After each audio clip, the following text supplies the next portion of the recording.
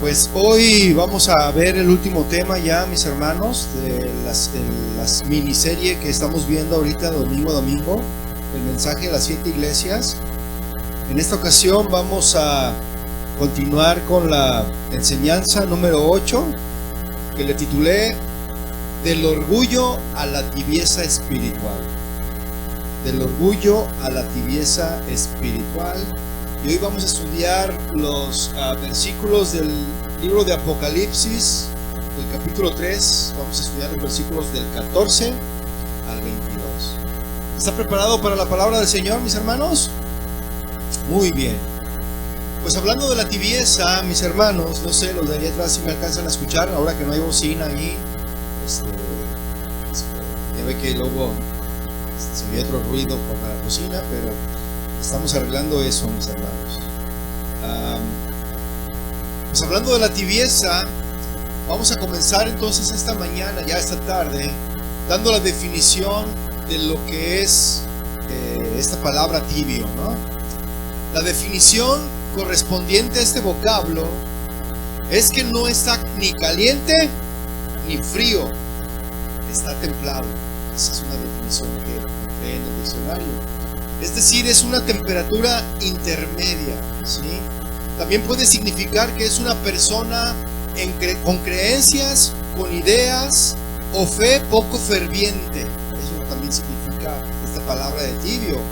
Y en este sentido, son quienes actúan de manera medida, actúan de manera moderada, sin pasión alguna, ¿sí?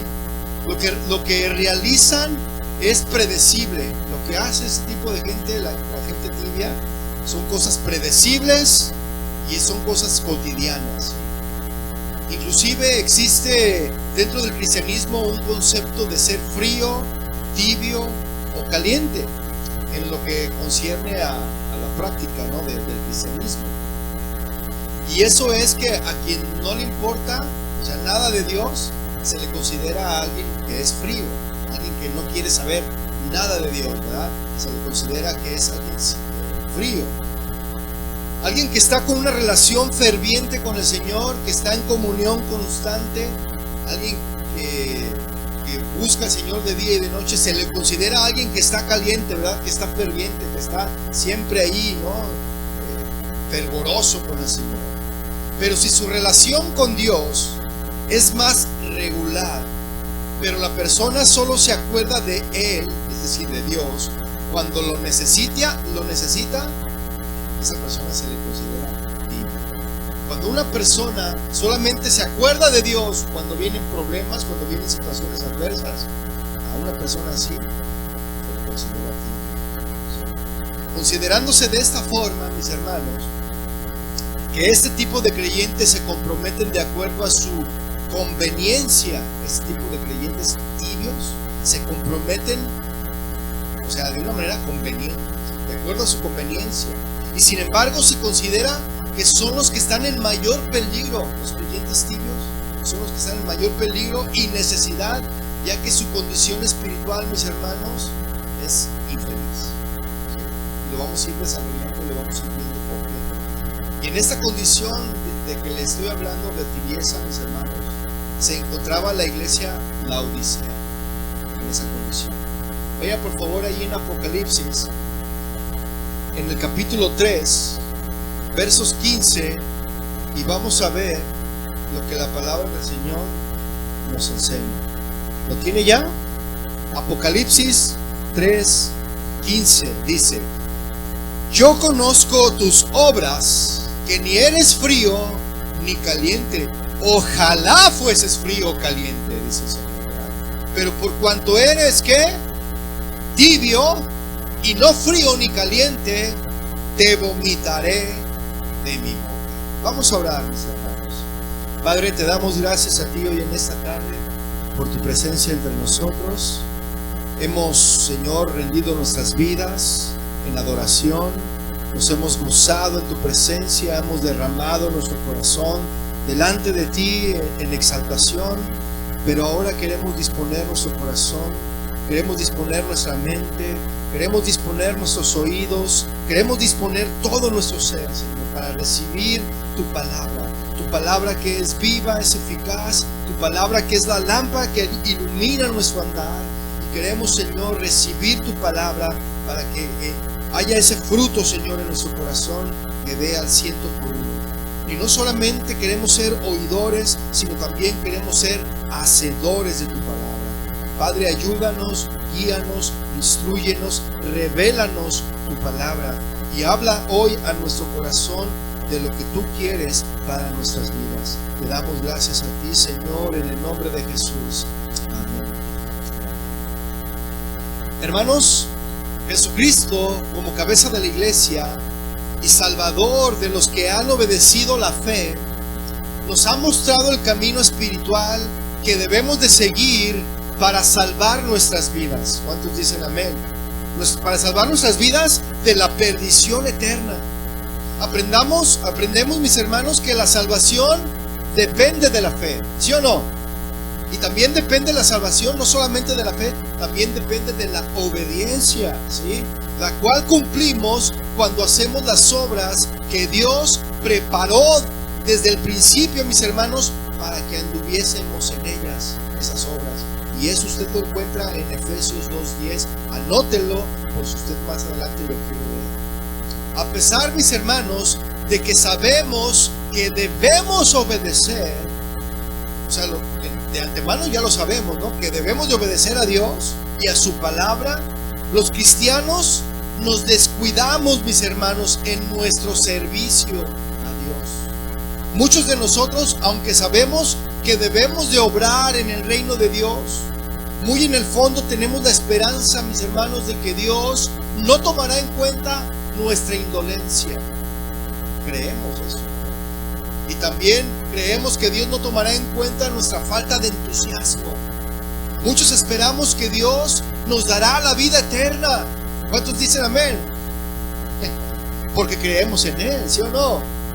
Creemos en su palabra. Y aunque seamos siervos perezosos y pocos esforzados, creemos que vamos a tener esa salvación. Y ahorita le pregunto, ¿cuántos creen? Todos dijeron amén.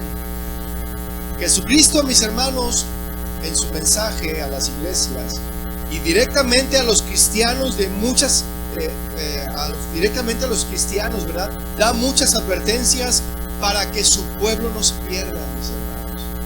Específicamente a la iglesia de Laodicea, da una seria advertencia usando una representación de las temperaturas de las bebidas, ¿sí? Habla de lo frío, habla de lo caliente y habla también de lo tibio. Y la advertencia, mis hermanos, va dirigida a la iglesia y a los cristianos que son tibios en su servicio para con Dios. Usted dígale que tiene a un lado, ¿acaso se dijo? Cuando se trata, mis hermanos, de bebidas, nos pueden gustar frías las bebidas, ¿sí o no? Nos pueden gustar calientes y algunos hasta tibias. Pero generalmente, mis hermanos, nos gustan las bebidas frías o calientes, ¿sí o no? Sí, más que las tibias. Por ejemplo, el café, ¿cómo lo quiere? Calientito, ¿no? ¿O lo quiere frío? Calientito, ¿verdad? La sopa, ¿cómo la quiere? ¿Fría? Caliente, muy bien, ¿verdad? Porque si nos tomamos un café frío o nos comemos una sopa fría, es desagradable al paladar, ¿sí o no? Sí. Claro que sí, mis hermanos, nos desagrada. Y por el contrario, cuando tenemos sed, queremos una bebida refrescante, ¿sí o no? O usted va cuando llega al Colorado está allá afuera cortando el pasto y luego entra a su casa y le dice a su esposa: esposa mía, amada mía, sírveme una agua templada o una agua tibia porque tengo sed. Está haciendo mucho calor y quiero refrescar. Usted le dice eso a su esposa. Lo que usted busca es en el refrigerador una bebida bien helada, ¿sí o no? Un agua, una soda, una limonada, pero que esté fría, ¿sí o no? Cuando tenemos sed, mis hermanos, ¿a quién le agrada el agua caliente? Cuando tiene sed. ¿Usted tiene sed y usted se toma un vaso de agua caliente? No, ¿verdad que no? Algunos le hicieron así como, nadie, mis hermanos. La tibieza en los líquidos que bebemos, mis hermanos, es la más rechazada por las personas. ¿Sí o no? ¿Sí o no? Sí. No queremos sopas, no queremos café, no queremos agua ni limonada que estén tibios. ¿Sí o no? Contésteme, no de miedo. Y mis hermanos, es el enfoque que Jesús utiliza para advertir a los cristianos que son tibios. ¿Sí? Dice que ¿qué dice Jesús? ¿Qué va a hacer con los tibios? Los va a vomitar de su boca. ¿Y cómo se ve un vómito? Se ve, ¿no? Fíjense, la tibieza espiritual, mis hermanos, es uno de los pecados más peligrosos. Y difícilmente un cristiano va a reconocer que es tibio. Difícilmente, mis hermanos. ¿Sí? Nos engañamos pensando que no lo somos, pero nuestras obras dan testimonio de que sí somos tibios. Mire, dejen apartado en Apocalipsis y vaya por favor a Hebreos, en el capítulo 3. Versículos 12 y 13, vamos a leer lo que dice Hebreos ahí. Hebreos 3, 12, es casi de los últimos libros que están pegados al Apocalipsis. Hebreos. Si es el diablo, hermano, dile que no estoy. Hebreos 3, versículo 12, ¿lo tienen ya? Dice: mirad, hermanos, que no haya ninguno de vosotros corazón malo de incredulidad para apartarse del Dios vivo. Antes, exhortaos los unos a los otros cada día, entre tanto que se dice hoy, para que ninguno de vosotros se endurezca por el engaño del pecado. A veces nos engañamos a nosotros. Y entonces la carta a la Odisea, mis hermanos, comienza diciendo lo que les dice a todas las iglesias, ¿no? Escribe, le dice Jesús a Juan, escribe al ángel de la iglesia en la Odisea. Y ya sabemos quién es el ángel de la Odisea, ¿verdad? De las iglesias. Son los pastores, los encargados, los líderes de la congregación. ¿Y sabe qué, mis hermanos? La Odisea era una ciudad importante, era una ciudad rica. Después de que un terremoto devastara esa región, mis hermanos, en el año 60 después de Cristo, la Odisea rehusó la ayuda imperial para reconstruir la ciudad, confiando exitosamente en sus propios recursos. ¿A qué le suena esto? ¿A qué le suena esto? No pidió ayuda. Ellos no necesitaban ayuda del exterior, no la pedían y no la querían. ¿Sí? La Odisea era muy rica como para aceptar ayuda de cualquiera. ¿A qué le suena todo esto? Orgullo. No, yo puedo solo. Oiga, necesita que le ayude. No. ¿Quiere que ore por usted en alguna necesidad? No, yo no tengo necesidad. Wow, qué orgullo. Tácito, mis hermanos, el historiador, un historiador romano, nos dice lo siguiente: la Odisea se levantó de las ruinas por la fuerza de sus propios recursos y sin ayuda de nosotros. Fíjense.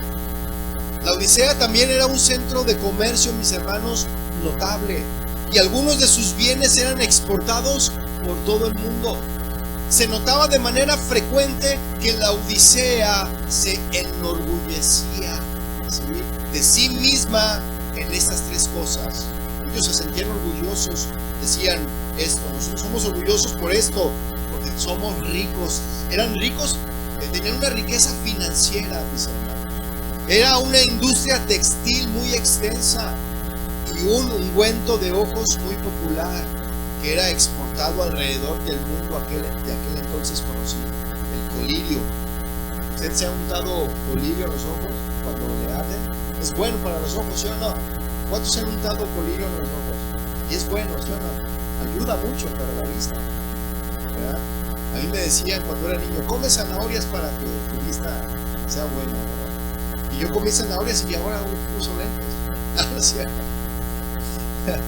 Pero el colirio, mis hermanos, era exportado por la ciudad de la Odisea. Fíjense.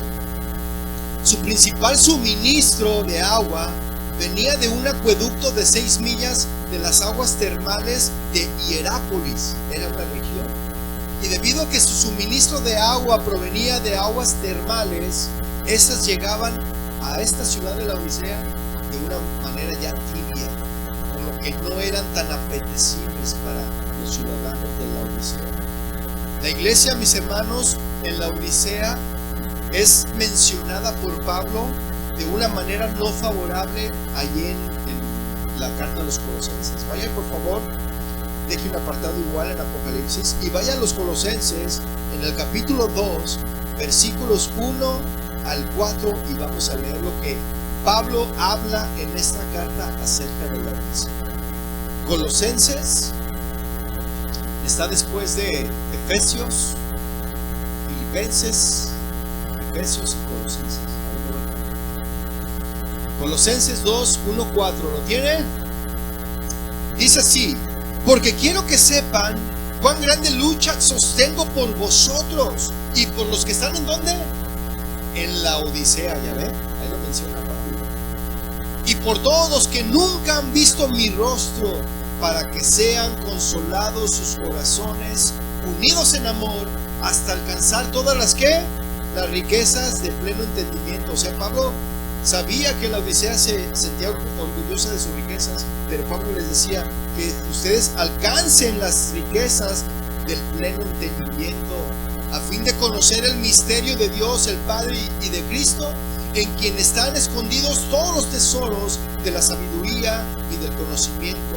Y esto lo digo para que nadie os engañe con palabras persuasivas. Y también Pablo en esta misma carta, pero en el capítulo 4, versículo 16, también hace mención. Vea lo que dice ahí: cuando esta carta haya sido leída entre vosotros, haced que también se lea en la iglesia de ¿quiénes? De los loadicenses. Y que la de la Odisea la lea, o sea, la carta que iba dirigida a ellos, a la Odisea, la lean también los colosenses. Fíjense, qué tremendo, ¿no? Ya desde ahí ya Pablo ya le hacía mención a esta iglesia, la Odisea. O sea que era una iglesia ya conocida, una iglesia que se sabía de ella, que ahí existía, no se la sacaron de la manga, ¿verdad? Y dice el versículo 14 en la parte 2, en la parte B, y comienza ahí a decir Jesucristo una vez más, se comienza a describir a sí mismo, ¿verdad?, de la iglesia. Y dice aquí Jesús: he aquí el amén. Dice esto, ¿verdad? Dice: he aquí el amén. Y Jesús, mis hermanos, es el amén. ¿Cuántos dicen amén? Él es el así sea, Él es sea hecho, como dice 2 de Corintios 1:20, porque todas las promesas de Dios son en Él sí y en Él amén. ¿Cuántos dicen amén? Eso dice 2 de Corintios 1:20. Jesús, mis hermanos, es la personificación y la afirmación de la verdad de Dios, porque Jesús dijo: yo soy el camino, yo soy la verdad y la vida. Jesús, mis hermanos, continúa diciendo que Él es el testigo fiel y verdadero ahí en Apocalipsis, ¿verdad? 3:14. El testigo fiel y verdadero, lo que contrasta entonces, mis hermanos, con la iglesia de la Odisea, a quienes se les mostrará que no son fieles y tampoco son ni verdaderos. Y continúa diciendo Jesús que Él es el principio de la creación de Dios.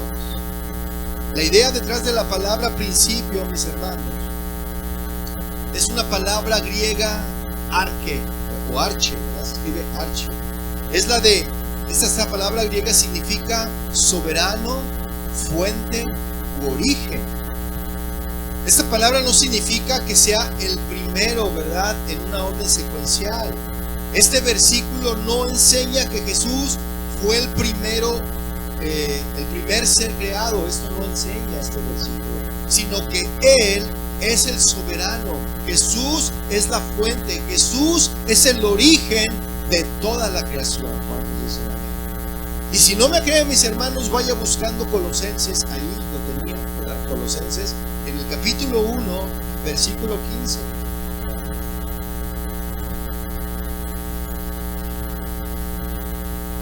vamos a ver que Jesús tiene la preeminencia más que el primero en secuencia.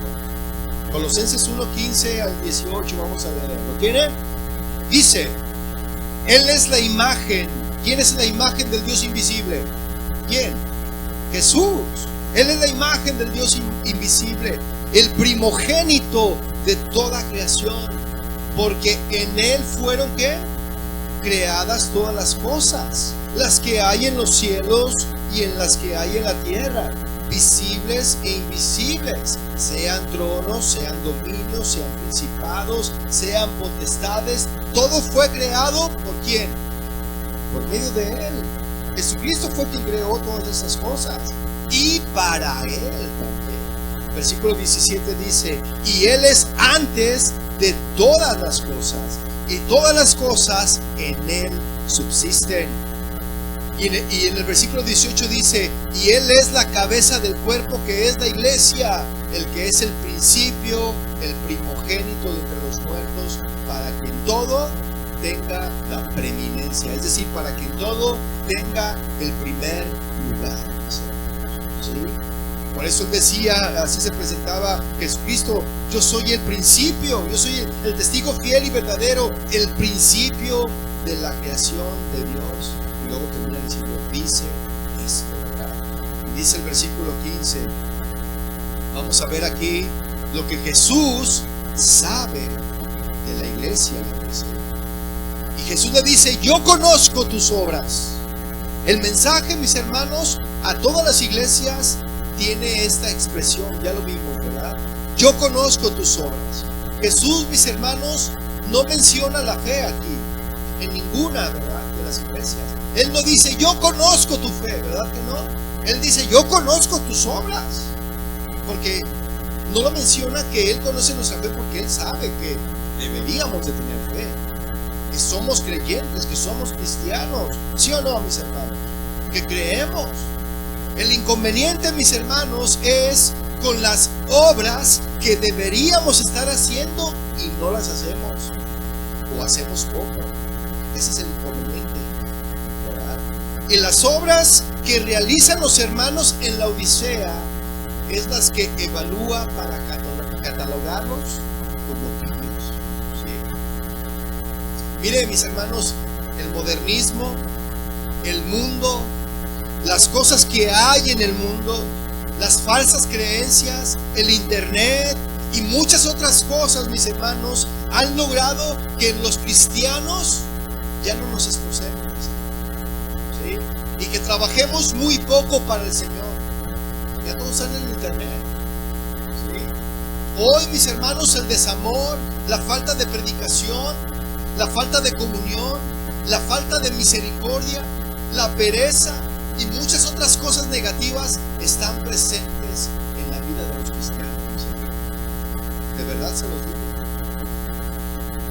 Muy pocos cristianos son diligentes, mis hermanos, en su servicio para Dios. Muchos creen que es responsabilidad del pastor y de los encargados, de los líderes. Es responsabilidad de ellos el servir, ¿cómo se dice? El involucrarse en el servicio para el Señor. ¿Sí? La Biblia no enseña que las obras de Dios, no enseña que las obras que Dios predestinó, mis hermanos, eran solamente para los líderes o los pastores. Eso Dios no lo enseñó. Estas, mis hermanos, son obligatorias para todos los cristianos, varones, mujeres y jóvenes también. ¿Sí? Y luego continúa diciendo, y el versículo dice: yo conozco tus obras, que ni eres frío ni caliente.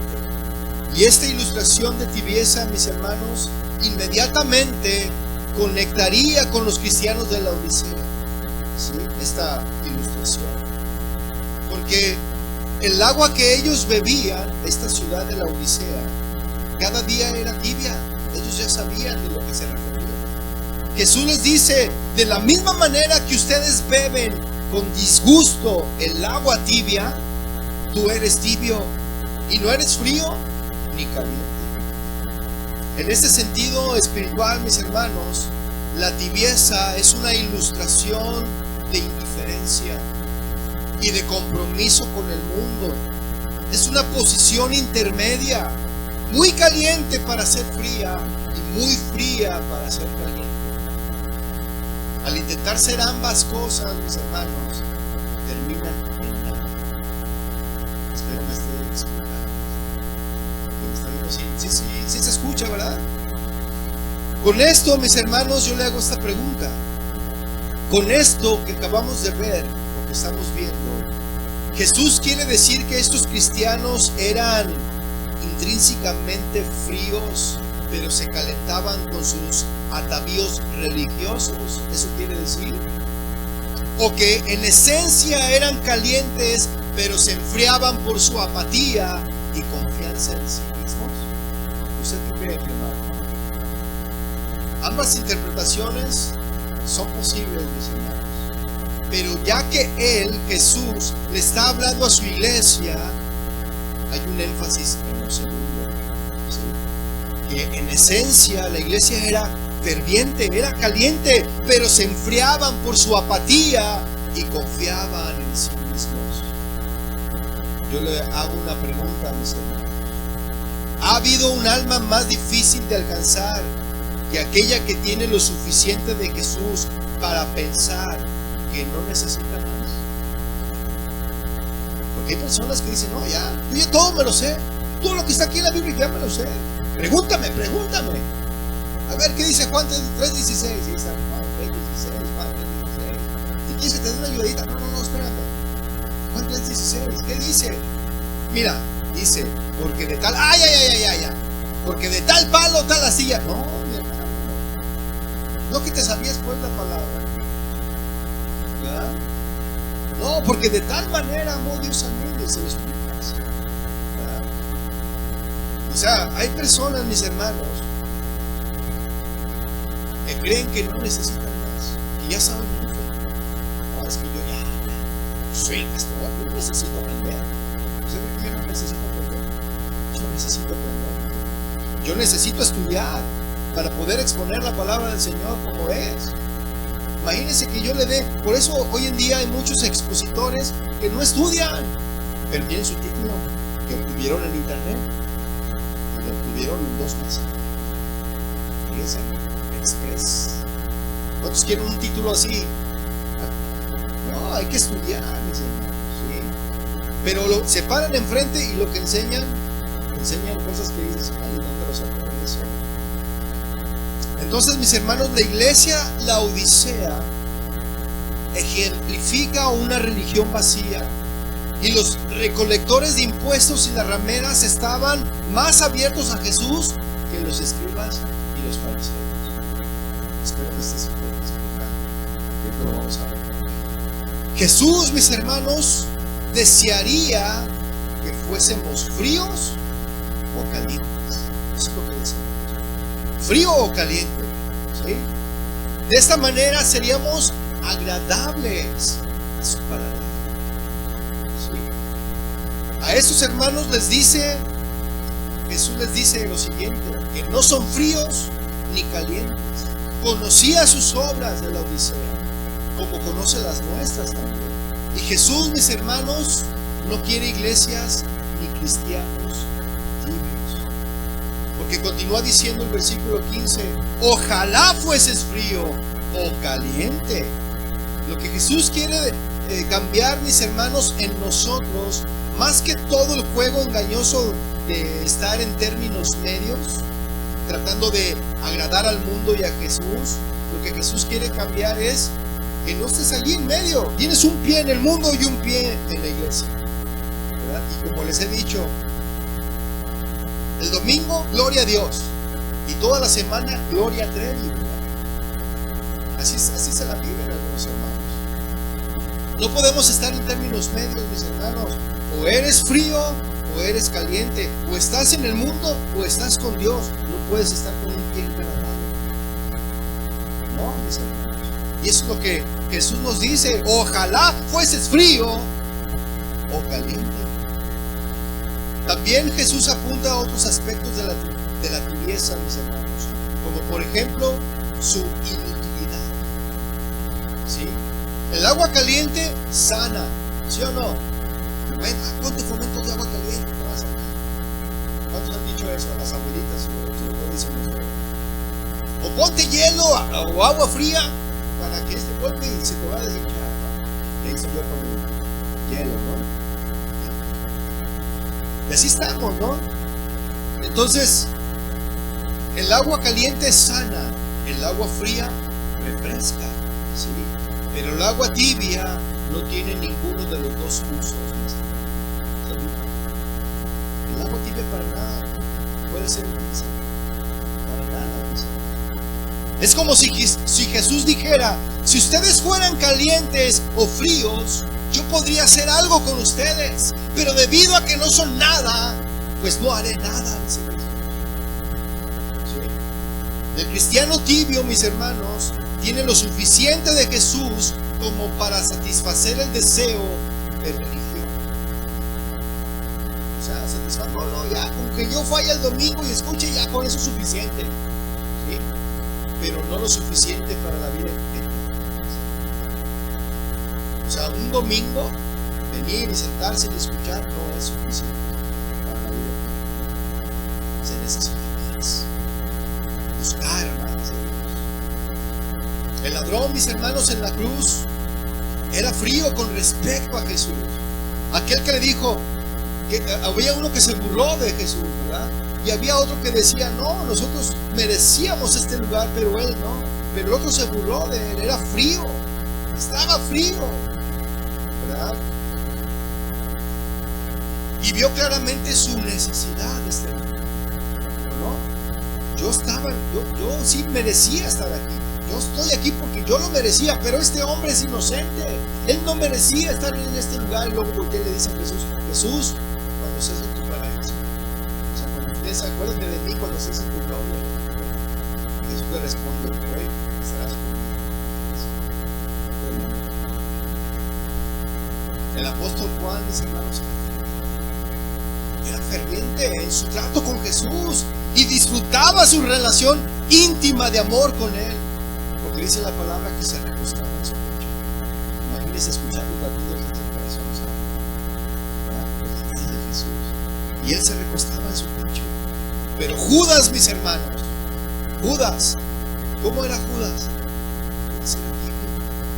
Era tibio. Siguió a Jesús lo suficiente para ser considerado su discípulo, pero no dio su corazón a Jesús por entero.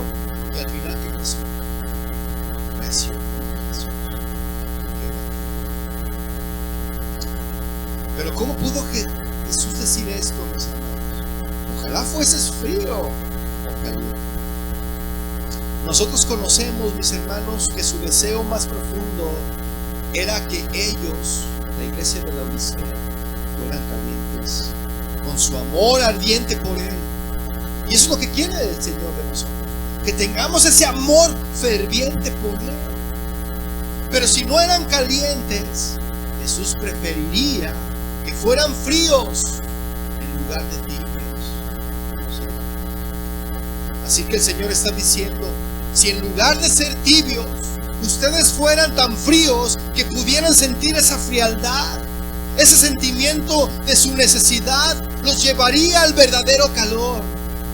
Pero ahora, en su tibieza, tienen lo suficiente para protegerse a ustedes mismos contra un sentimiento de necesidad. Porque alguien tibio dice: no, yo no tengo necesidad.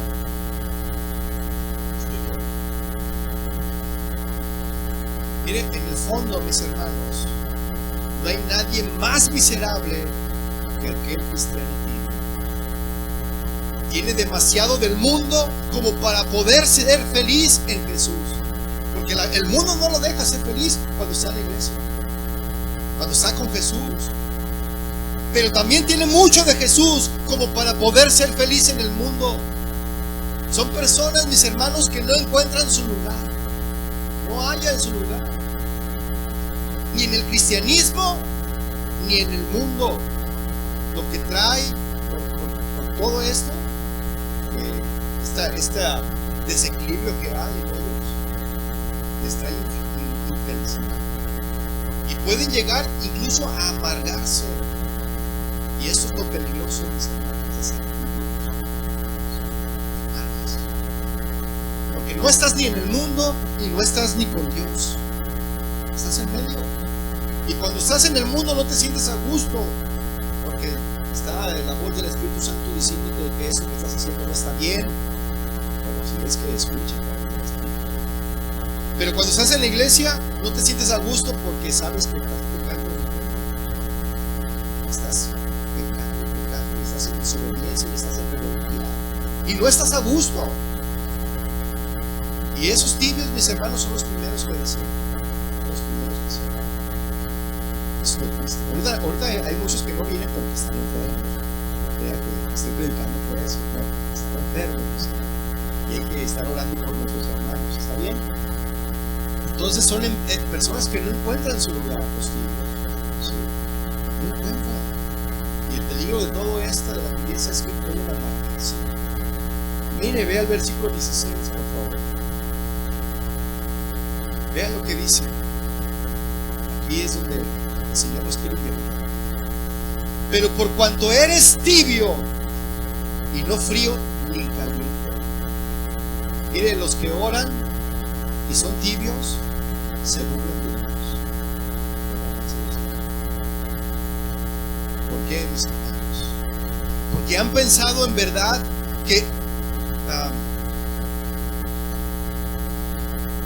han pensado en verdad que insulto es para Dios cuando venimos delante de Él con oraciones tibias. O sea, realmente cuando nosotros nos acercamos de una manera tibia al Señor, es para Él mismo. ¿Sí? Y ahí está el propiciatorio, ¿verdad? Celestial. El camino hacia el propiciatorio, cuando vamos al lugar santo, está rociado con la preciosa sangre de Jesús. Y aún llegamos a Él con corazones que son fríos, ¿verdad? O nos acercamos dejando nuestro corazón detrás de nosotros. Es decir, como decía la palabra, ustedes se acercan a mí solamente de su corazón. Ustedes hablan, se acercan, pero ustedes lo que dicen nada más es de mí. Eso es lo que dice. Nos arrodillamos con una actitud de oración, pero aún así no oramos. Pronunciamos ciertas palabras, expresamos pensamientos los cuales no son nuestros verdaderos deseos. Fingimos querer lo que sentimos. ¿Usted cree que en esta forma no desagradamos a Dios? Lo hacemos como si fuera un lugar de descanso, lugar de un asombroso campo de peleas. Y muy a menudo debería de ser rociado con el sudor de nuestras fervientes súplicas. Mire, a mí me tocaba una vez, no platicar algo con este respeto. Hicimos una noche de oración y cada quien nos fuimos. Ya ve, las noches de oración en algunas iglesias, pues cada quien se va por su lado y empiezan a orar, ¿no? Y no sabes lo que está pasando con el otro hermano, si qué necesidad tiene. Tú oras por allá en tu rincón, cada quien se va. Pues que uno se fue por allá en un rincón a orar y había en eso llegó una tormenta. Como estaba lloviendo muy fuerte, que se va la luz, pues, y pues todos seguían orando, pero había uno que se quedó dormido.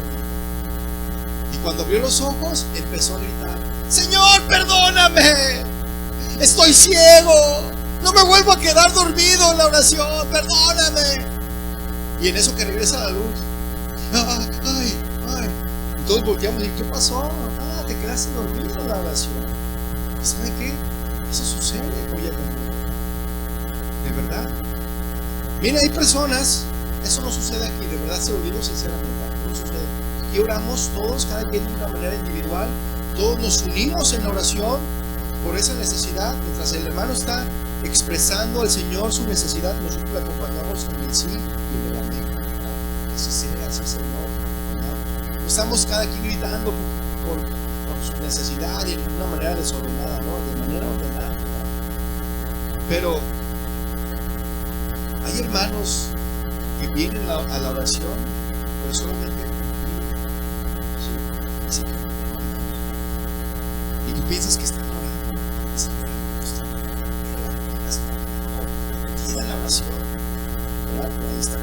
no, tiene así recargadas, así se recarga la butaca y ahí está dormido. No le vaya a pasar, hermano, si usted se queda dormido, no le vaya a pasar lo que este hermano que se le fue la luz pensó que se le quedaba solo. Miren, mis hermanos, la vida tibia lleva a las personas a alejarse de Jesús. Ahora, tú que profesas y eres tibio, profesas ser cristiano y eres tibio, ¿qué es lo que ven los del mundo en ti? ¿Qué es lo que ven los del mundo en ti? Ellos ven a un hombre que dice que va al cielo, pero que está viajando a la velocidad del caracol. ¿Cómo va un caracol? ¿Se lo ha visto? No, sí, yo voy al cielo, pero vas. Todos ven y dicen, vas al cielo. Pero muy bien. ¿Qué es lo que ven la gente del mundo en nosotros, mis hermanos? Ellos ven a alguien que profesa, que cree que hay un infierno y aún así no llora por las almas y nunca busca arrebatarlas para ganarlas al cielo. ¿Qué es lo que ven en nosotros?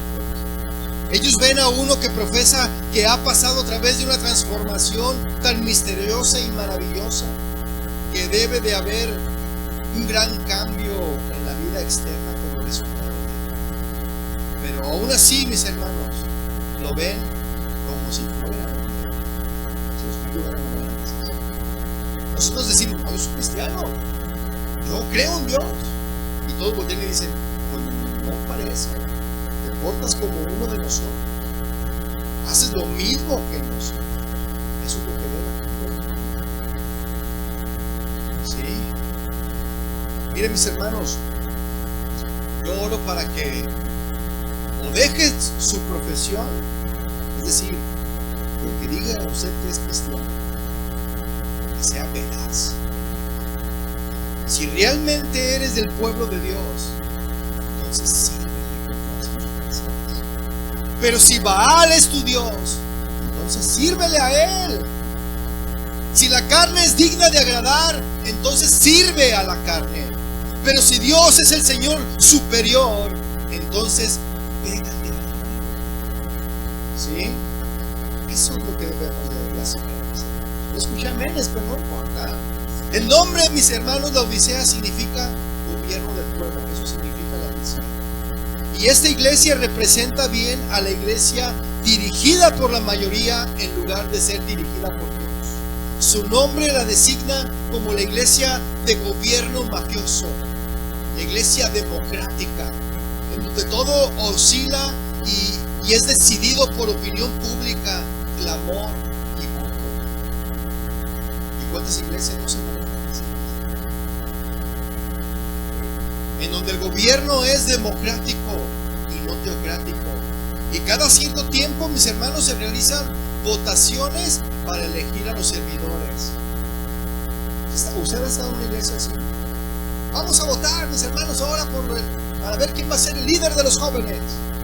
Y apenas tienen 3 meses en el anterior. No los dejan crecer, mis hermanos, en el servicio. No los dejan crecer de la manera espiritual. Eso sí, el pastor, ese no se toca. Aunque en otras iglesias la mesa o el equipo, la mesa directiva, entre comillas, deciden, y a veces destituyen a los pastores. Como hay iglesias donde cambian a los pastores a otras localidades. Imagínense, hermano, que en esta iglesia cambiaran cada año de pastor. ¿Qué pasaría? ¿Qué visión va a agarrar? ¿Qué enseñanzas va a obtener? ¿Cómo va a ser guiada? ¿Cómo va a ser dirigida si cada año va a venir un pastor diferente, con diferentes enseñanzas, diferentes visiones? ¿Qué pasaría? Y así sucede en muchas iglesias, mis hermanos. ¿Sí? Y ese tipo de prácticas a lo único que llevan, mis hermanos, es a la tibieza espiritual. Porque no se permite que haya crecimiento, que haya madurez en la vida de los que sirven, y mucho menos en la vida de los que no sirven.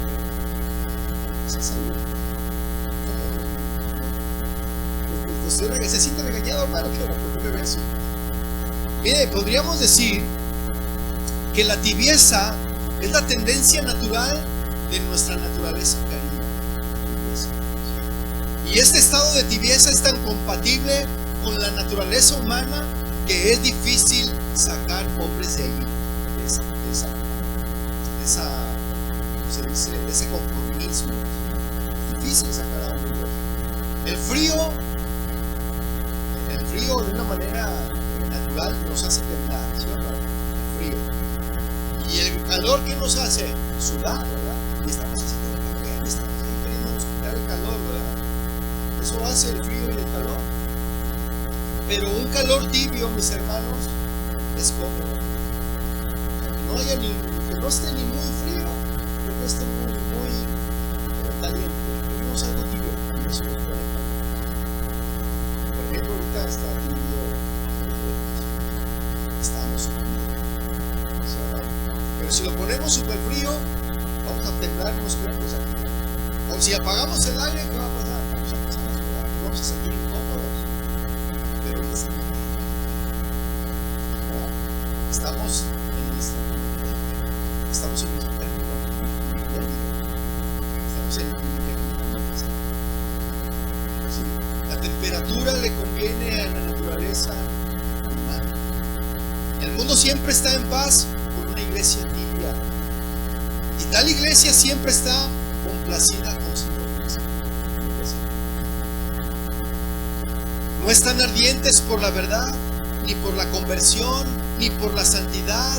No arden lo suficiente para quemar los restos del pecado, ni son lo suficientemente celosos para hacer enojar a Satanás, ni lo suficientemente fervientes para hacer un sacrificio vivo de sí mismos sobre el altar de su Dios. No están ni fríos ni calientes. Y a los que no están ni fríos ni calientes, ¿qué es lo que va a hacer el Señor? Le dice a mí, te vomitaré. Le dimos que eso es algo terrible. Eso es algo terrible. Ser expulsado de la boca de Jesús. Mire, cuando probamos líquidos tibios que no son agradables, buscamos la manera de que tengan la temperatura, ¿sí o no? Si los queremos frías, las llevamos a la nevera. Si las queremos calientes, las llevamos a la estufa para calentarlas, o al horno de microondas. ¿Sí o no? Pero en el caso de los cristianos, mis hermanos, Jesús no nos puede enfriar.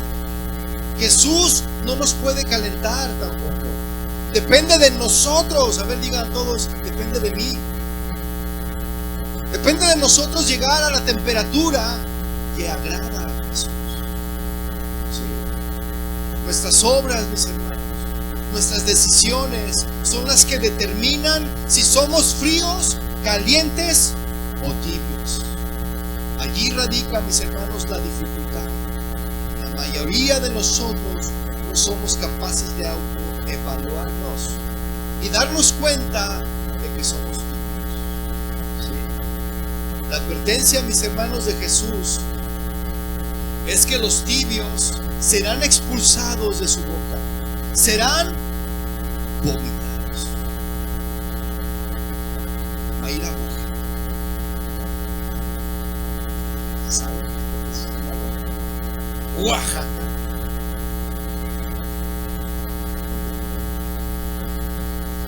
Mire, el Señor va a vomitar a los tibios. Es como esa bebida desagradable al paladar, ¿no? Es semejante cuando probamos la leche que está echada a perder. Usted le da un trago, cuando la prueba, ¿qué pasa? Se la toma y dice, qué rica. ¿Qué es lo que hace inmediatamente? La escupe, ¿verdad? Así es. Algo que no es desagradable al paladar de Jesús. Expulsa de la vida. Ahora yo le hago esta pregunta: ¿qué llevó que la iglesia de la Odisea fuera tibia?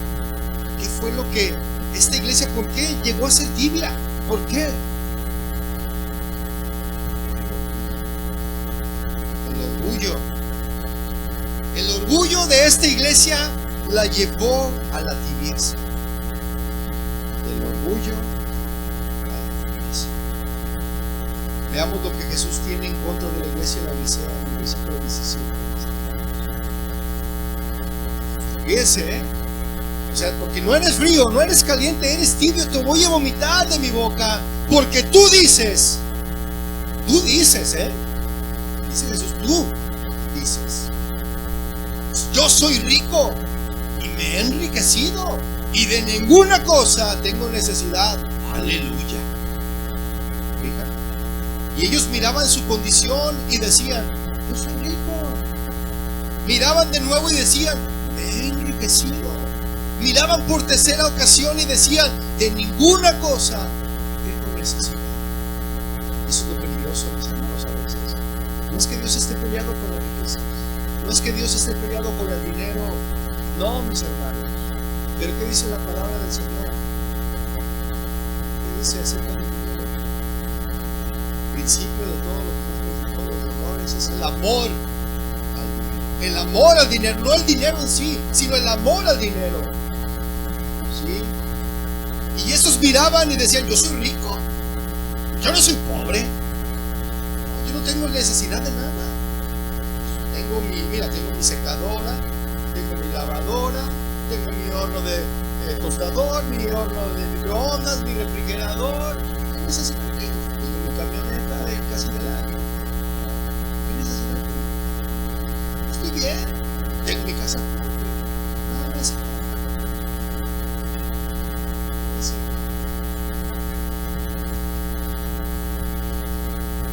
Estos hombres de la Odisea, mis hermanos, eran lo opuesto a los pobres en espíritu, de los cuales Jesús habló allí en Mateo 5:3. Yo se lo voy a decir. Bienaventurados los pobres en espíritu, porque de ellos es el reino de los cielos. El autoengaño, mis hermanos, de creer que se está bien cuando estás tibio, ese es el peligro de sentirse autosuficiente. Y la Odisea, mis hermanos, ponía su confianza en la prosperidad material, ponía su confianza en los lujos externos, en la salud física. Ellos sentían que no necesitaban nada, ¿sí? Creían que agradaban a Dios y que Él estaba con ellos. Pero no entendían, mis hermanos, que no eran bien vistos por Dios, que les estaba dando una oportunidad para que esta iglesia y para que también nosotros corrigiéramos. Muchos creen, mis hermanos, que les va bien económicamente porque están bien con Dios. Muchos creen eso y que Él los prospera. Pero las riquezas o la prosperidad no son señal de que estamos agradando a Dios, mis hermanos. No. La iglesia de la Odisea no entendían que eran ricos, que eran prósperos, pero espiritualmente no eran. Ellos entendían que eran ricos de una manera física, material, pero espiritualmente no eran. ¿No se le hace este tema un poco popular? Ese tema hoy en día, y las iglesias también.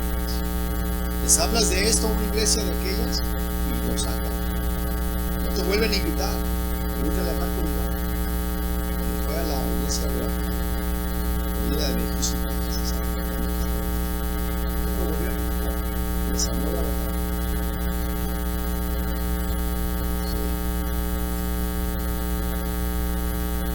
La causa de Cristo, mis hermanos, ha sido más dañada por hombres y mujeres que calientan solamente las manos. Pero espiritualmente, ¿verdad?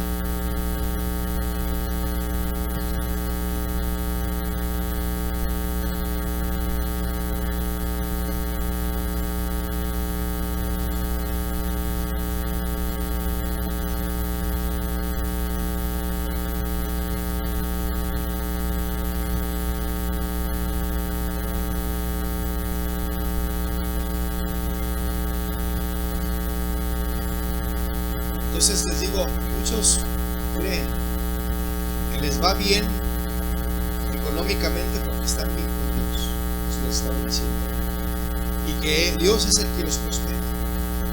Pero las riquezas o la prosperidad, mis hermanos, no son señal de que estamos en la. Entonces,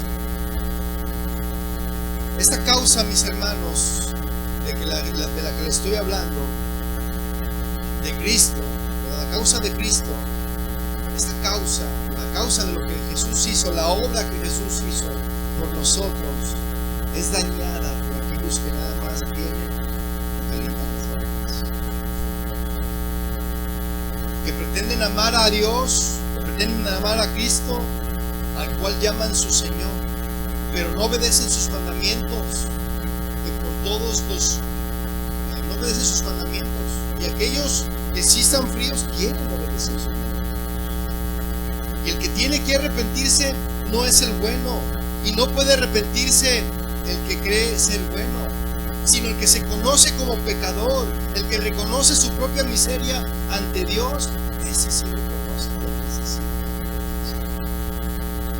La iglesia, mis hermanos, la Odisea definitivamente no lo reconoció debido a una condición.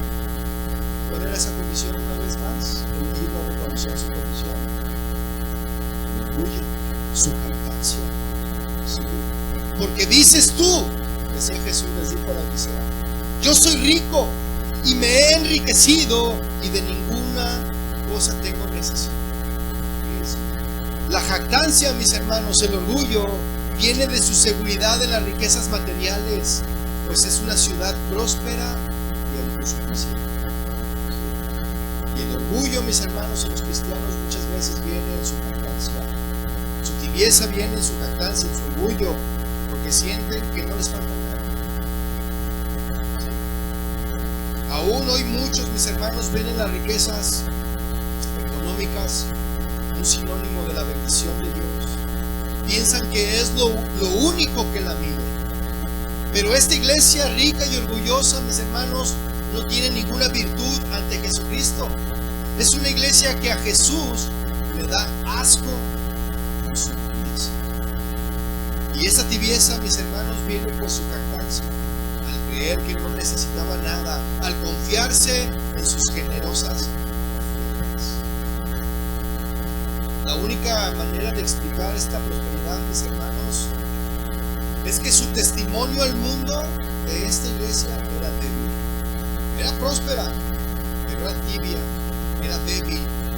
No tenía ningún problema. Te digo que no vivo ninguna persecución, ningún problema en esta iglesia. No vivía diferente al entorno, sino que estaba almoldada al entorno. Las vidas de esos creyentes no eran sacrificios vivos que no se conformarán a este siglo. Es lo que dice Romanos 12:1, que no nos conformemos, que no nos amoldemos a este mundo. Por lo tanto, no se transformaban renovando su entendimiento. No conocían la agradable y perfecta voluntad de Dios. Continúa diciendo el versículo 17.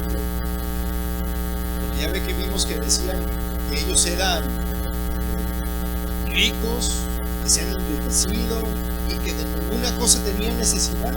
Pero vea lo que dice a continuación.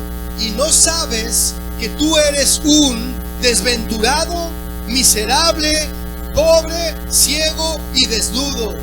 A ver, digan todos, ouch. Oh man. No era que la iglesia de la Odisea no fuera pobre espiritualmente, mis hermanos, sino que estaba ciega respecto a ello. ¿Han escuchado esa frase?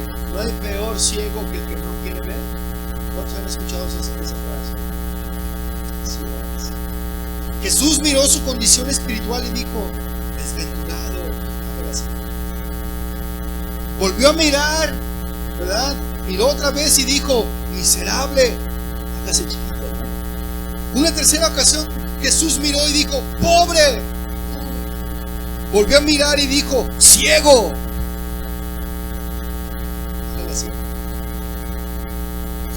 Por última vez Jesús miró y vio que estaba espiritualmente desnudos.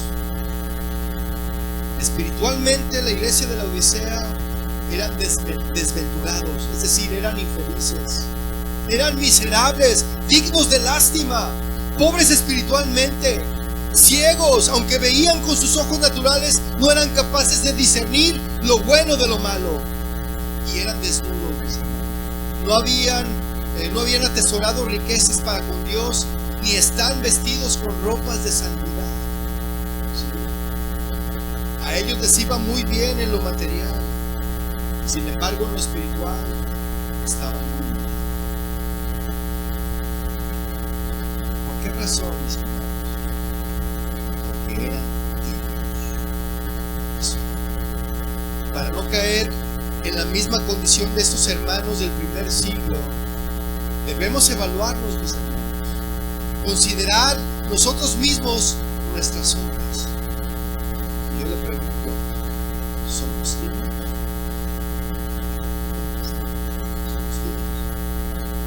Los contrastes, mis hermanos, son horribles entre lo que ellos creen que son y lo que verdaderamente son, entre lo que ellos ven y lo que Jesús ve, entre la riqueza y afluencia de su ciudad y su propia bancarrota espiritual.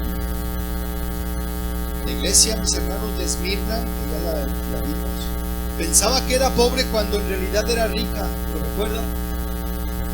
Pero la iglesia de la Odisea creía que era rica cuando en realidad era. Podemos decir que todo comenzó con su ceguera espiritual. Si estás ciego, no puedes verte tú mismo y ver que eres desventurado, miserable, pobre y estás desnudo. La oscuridad mental, mis hermanos, es peor que una pérdida de la vista. Pero una pérdida espiritual es aún. La grandeza, mis hermanos, y perfección de nuestro Dios pone en evidencia nuestra tentación. Así que nuestra jactancia, nuestro orgullo es algo malo. Pero aún con esta condición miserable, Dios nos ha escogido, mis hermanos, y nos ha dado una nueva identidad. Esta nueva identidad nos llama continuamente a vivir con humildad, ¿sí? Reconociendo que todo lo que somos y todo lo que tenemos lo debemos a quién, a nuestros hermanos. Solamente a ellos, ¿sí? Todo lo que tienes y todo lo que se puede. Los de la Odisea, mis hermanos, son ejemplos típicos de las personas del mundo moderno, las cuales se deleitan en aquello que el ojo natural puede ver, pero no se conmueven por el evangelio y no ven más allá del velo de lo material a las riquezas espirituales eternas, invisibles. Yo dejé un apartado ahí en Apocalipsis que vaya a la primera carta de Juan. Primera carta de Juan, está antes de la segunda. Primera carta de Juan 2:15 y 17. Vean lo que nos dice el Señor a nosotros, como creyentes, que creemos que no tenemos necesidad, ¿verdad? ¿Ya lo tienen? Primera de Juan 2:15. ¿Lo tienen? Dice: no améis al mundo, ni las cosas que están en el mundo. Si alguno ama al mundo, el amor del Padre no está en él. Porque todo lo que hay en el mundo, los deseos de la carne, los deseos de los ojos y la vanagloria de la vida, no provienen del Padre, sino del mundo. Y el mundo pasa y sus deseos, pero el que hace la voluntad de Dios es eterno. Y luego dice: Jesús, mis hermanos, lo que quería en la iglesia de la Odisea era buscar sabiduría. Sabiduría que provenía de Él, de Jesús, ¿sí? Y ellos, como nosotros, mis hermanos, debemos de estudiar la palabra y evaluarnos de acuerdo a lo que ella nos enseña. De esta forma estaríamos buscando en Jesús, mis hermanos, la sabiduría necesaria para dejar de ser niños. Vea el versículo 18 de Apocalipsis 3. Véalo, por favor. Estamos por terminar, nos queda un minuto.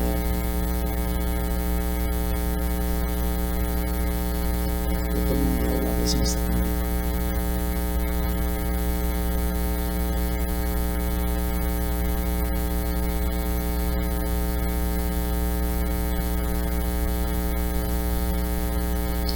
Versículo 18 dice: por tanto, yo te aconsejo, vea, el consejo del Señor. Por tanto, yo te aconsejo que de mí, o sea, el Señor viene y dice, de mí compres. O sea, ahora el Señor se convierte en un vendedor. Yo te aconsejo que de mí compres, ¿sí?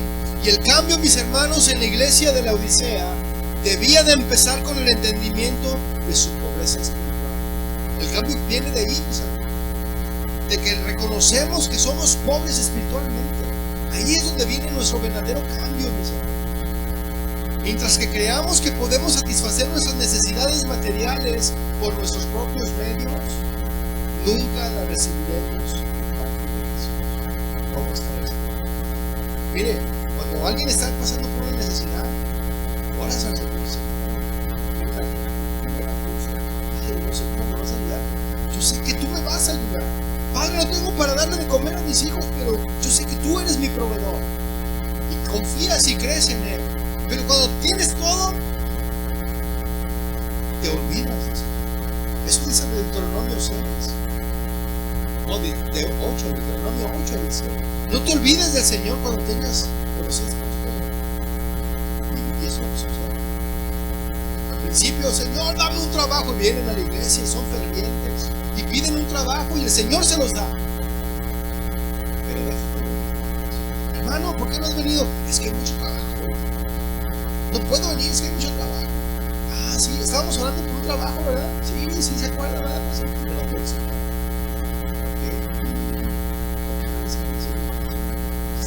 Si soy agradecido, ya no vas a venir a la iglesia. Hay una chance que tengo.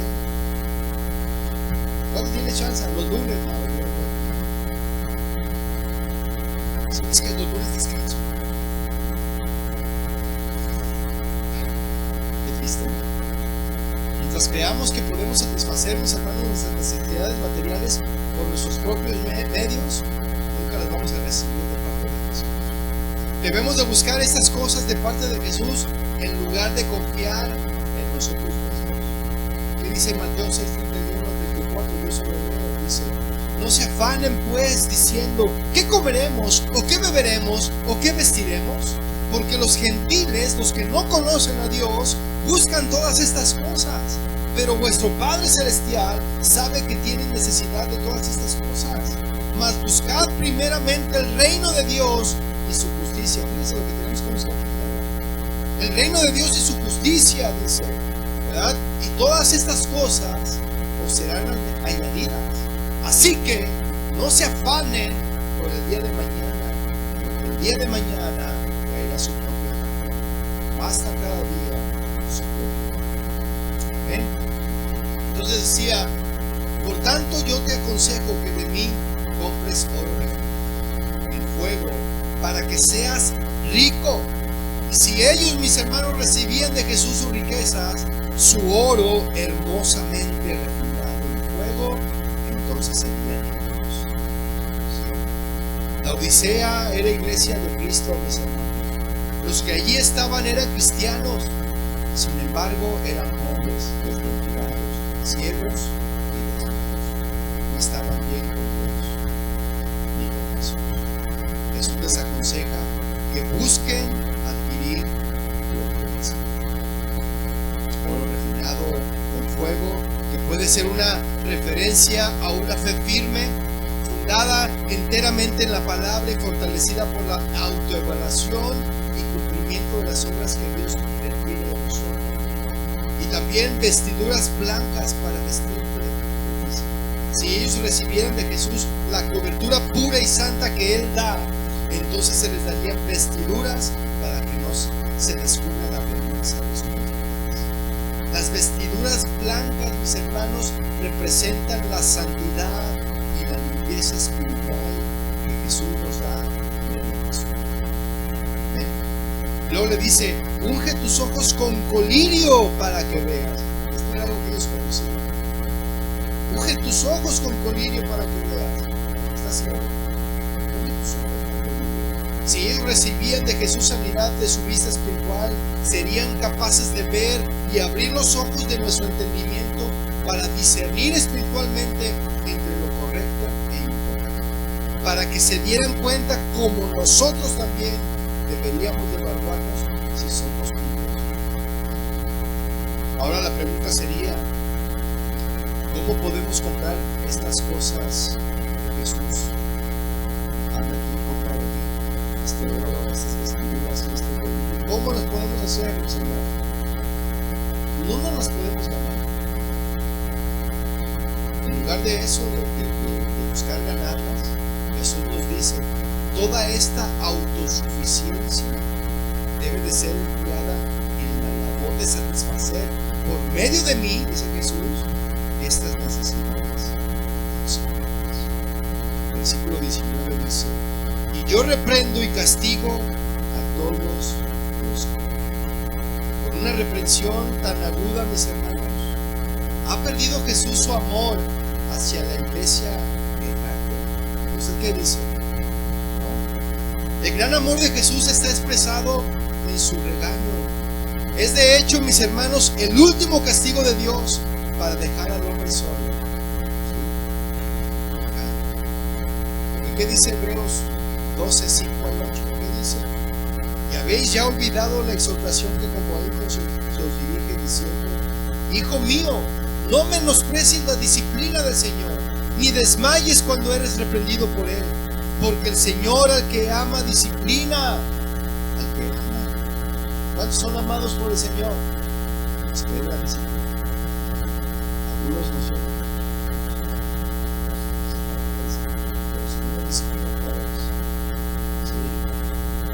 Porque el Señor al que ama disciplina y azota a todo el que recibe por hijo. Si soportan la disciplina, Dios os trata como a hijos. Eso es una bendición. Si soportan la disciplina, hay los que no soportan la disciplina. Porque ¿qué hijo es aquel a quien el padre no disciplina? ¿Cuántos padres de aquí disciplinan a sus hijos? Levante su mano. ¿Usted disciplina a su hijo? Yo quiero ver las manos desde que levantadas de los que disciplinan a sus hijos. ¿Sí? Porque si usted no lo disciplina, dicen las escrituras, pero si se deja sin disciplina, lo cual todos han sido participantes, entonces sois bastardos. Si usted, mi hermano, está muy cómodo en su casa, en su trabajo, en donde usted esté, en la iglesia, y no pasa nada en su vida, hay disciplina, es usted un tibio.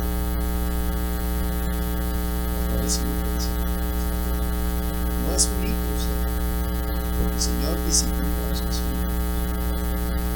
Yo más adelante le voy a platicar lo que son y Dios me enseñó. Es lo tremendo que hacemos. Jesús castiga, reprende, disciplina a los que van. También busca nuestra. No busquemos el castigo, mis hermanos, la disciplina de Dios por nuestra iglesia. Si es necesario, Él nos castigará. O para que nosotros Amén. Dice: sé pues celoso y arrepiente. Él les manda a que tomen la decisión de arrepentirse y continuar siendo celosos. Jesús les dice: cambia tus caminos. No mires tus riquezas, no mires tus recursos, porque en realidad estás en bancarrota. Dale vuelta y mira. Pues celoso y arrepentido. Debemos de ser celosos de la palabra, mis hermanos, y de la obediencia. Darnos cuenta de que hemos sido tibios y arrepentirnos de lo mal que hemos tomado el camino de la vida. Comprender que no hemos obrado correctamente y que hemos sido intolerantes como hicimos. Versículo 20 dice: he aquí, yo estoy a la puerta y llamo. Muchos usan estos versículos para pensar. Por este versículo está muy bien. He aquí, yo estoy a la puerta y llamo. Jesús le hace Jesús hace una gran invitación a esta iglesia. Él toca a la puerta, pide poder pasar para venir y cenar con nosotros, en el sentido de compartir tiempo íntimo. Eso es otra cosa. El Señor toca porque quiere compartir. Y esto solo sucede si respondemos a su llamado. Pero la promesa es hecha. Uno oye mi voz, dice Jesús está dispuesto a enseñarnos a ayudarnos, pero nosotros debemos de hacer nuestra parte. Jesús cumple su parte, Él es fiel y nunca falla. ¿Cuántos dicen amén? Si depende de nosotros, mis hermanos, darnos cuenta de nuestra tibieza, dejar que Jesús entre a nuestras vidas, aceptando y obedeciendo su vida, así vamos a dar cuenta de su tibieza. Él siempre, mis hermanos, está en la puerta llamando. El problema es el hombre que no escucha el llamado ni se apresura. La idea de Jesús a la puerta aplica para el pecador, pero también para el santo. Jesús quiere entrar y cenar con nosotros, en el sentido que decía de una relación profunda, una relación. Y dice ahí: si alguno oye mi voz, si oyes mi voz y abre la puerta, nosotros somos los que debemos de abrir la puerta.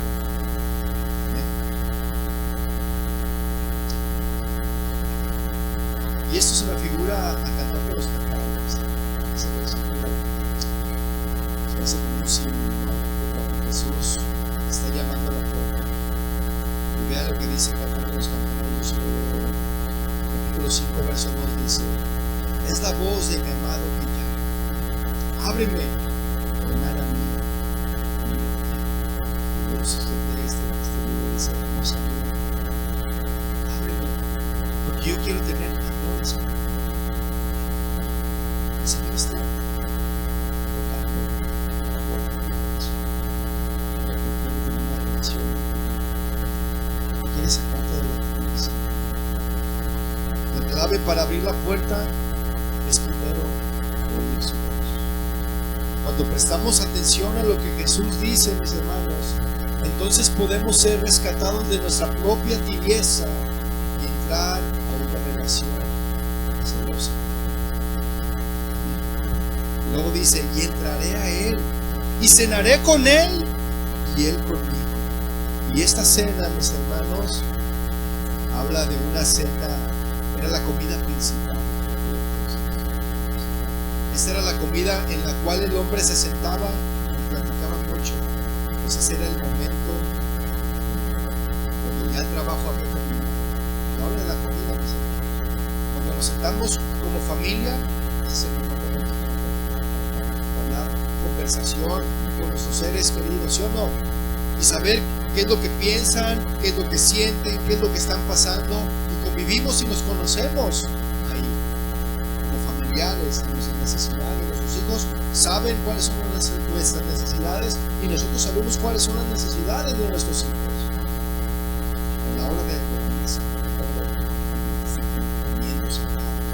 y eso es de lo que habla ahí. Yo entraré con Él y cenaré con Él. El Señor quiere tener una convivencia, una sobremesa. Debe cenar una sobremesa. Seguir charlando.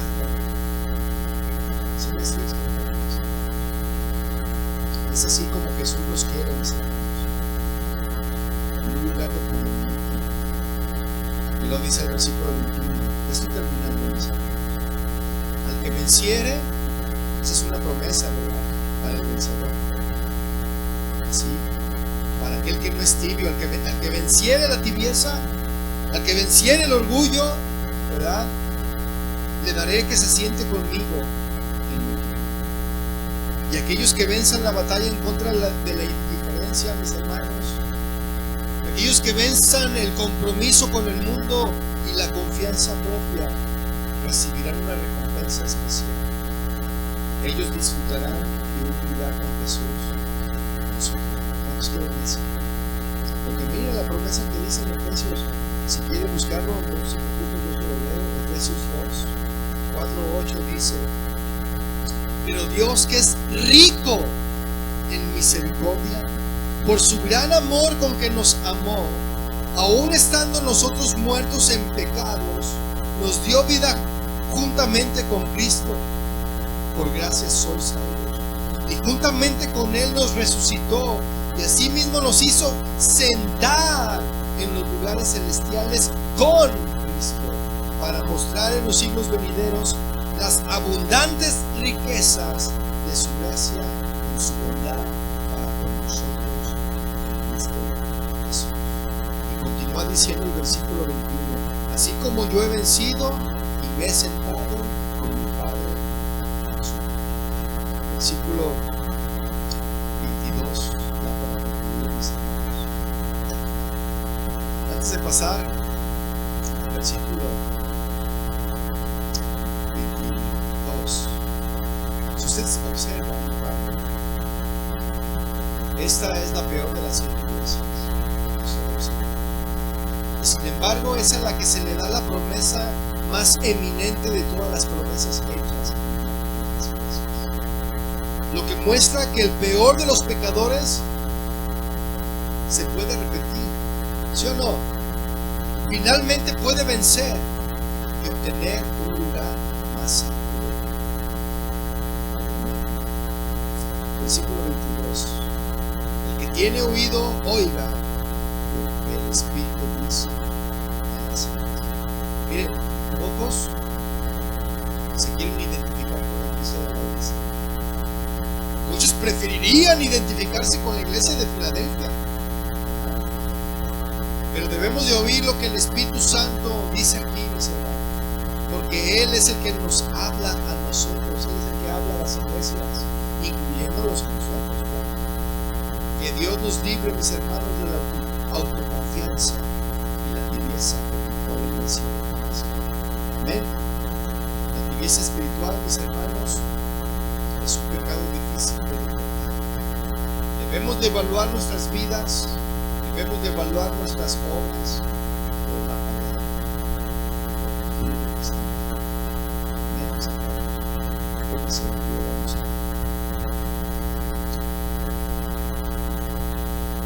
Padre, te damos gracias a ti hoy en esta tarde.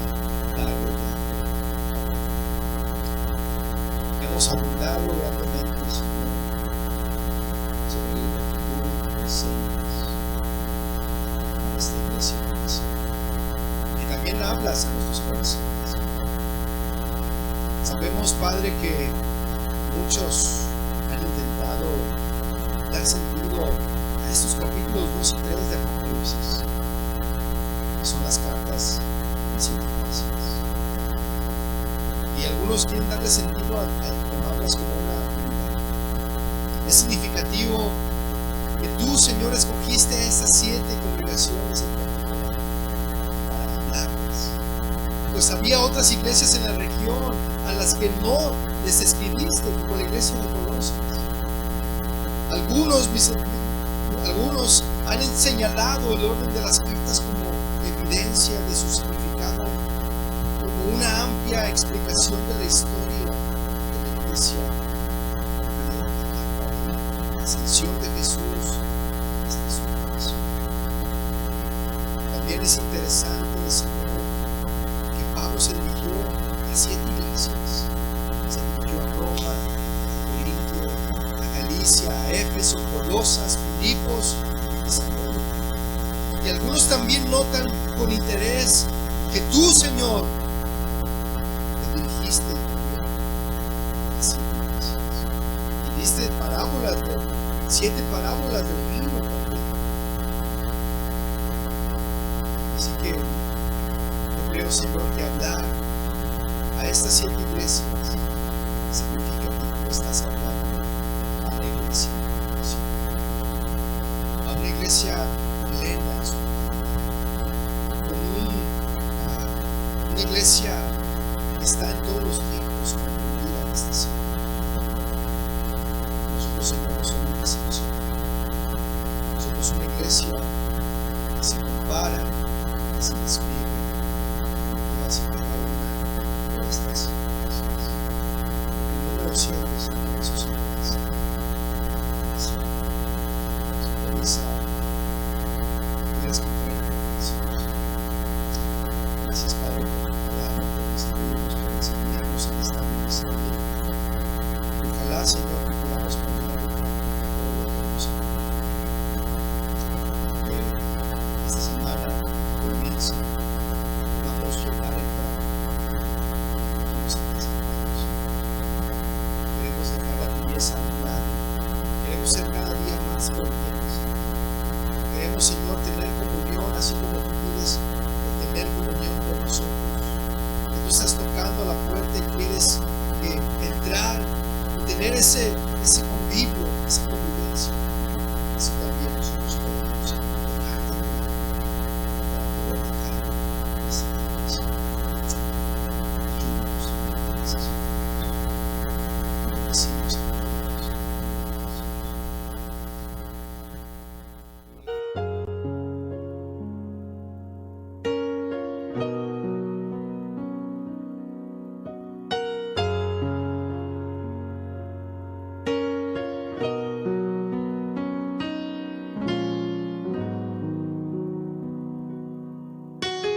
Thank you.